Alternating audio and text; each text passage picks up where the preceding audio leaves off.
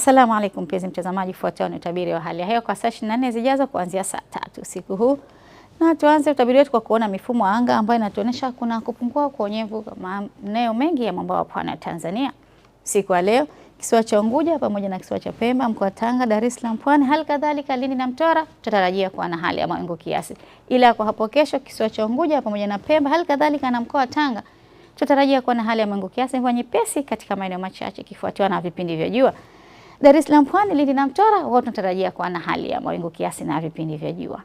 Pepo za pwani kwa hapo kesho, kwa pwani ya kaskazini pepo hizo zitavuma kutokea kusini kwa kasi ya kilomita 20 hadi 30 kwa saa.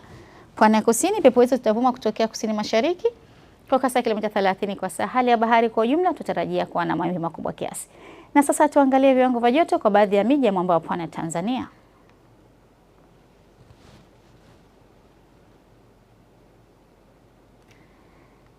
Hadi kufikia hapo ndio mwisho wa utabiri wa hali ya hewa kwa leo. Asante na nakutakia siku mwema.